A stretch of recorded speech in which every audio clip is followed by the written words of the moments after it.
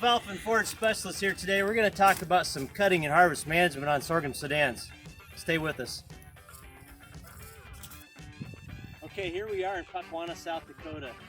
It is July 21st.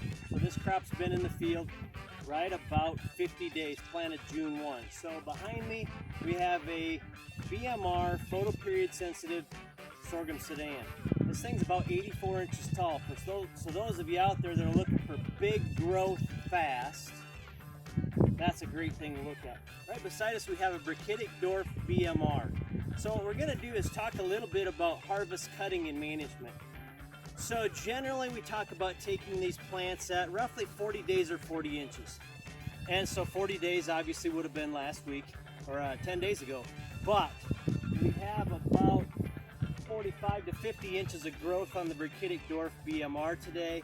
Obviously 80 some inches up here, going to make a great crop. So let's move in here a little bit closer and just look at node spacings. So again, on this regular sorghum sedan, that node's probably 11 inches apart. So we got about 11 inches there. And we get over here, this Brachytic dwarf, those nodes are 3 inches, that's 2 inches. This one's probably about 7, 8 inches. So that Brachytic and dwarf trait shortens the internode. We start talking about 40 days or 40 inches, which we kind of missed the mark because timing of getting here. But realistically, guys, you could start cutting that crop for hay, graze it, you could swath it, wilt it to make some silage with.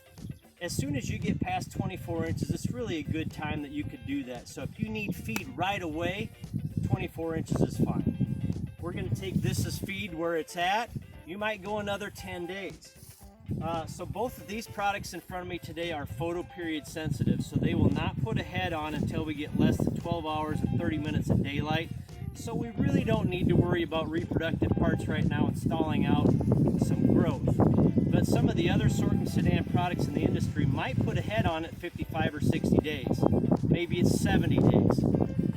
Once they do that, you really start shutting down your tonnage potential. You're not going to get a lot of weight from that little head on top. So again, you can cut these at about any time.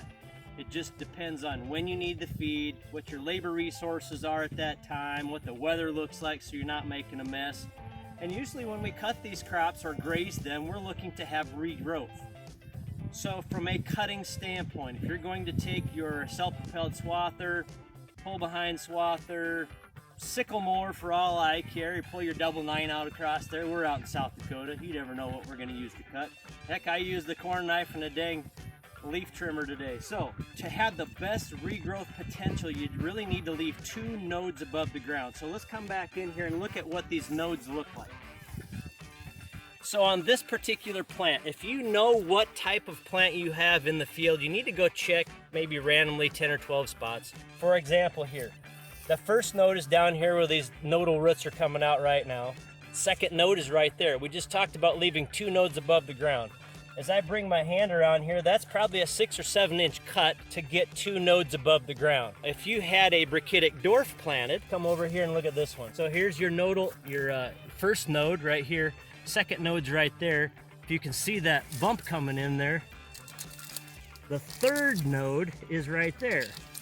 So we actually have 3 nodes in 3 inches on that particular plant. So Brachytic dwarf, you can cut a little bit shorter.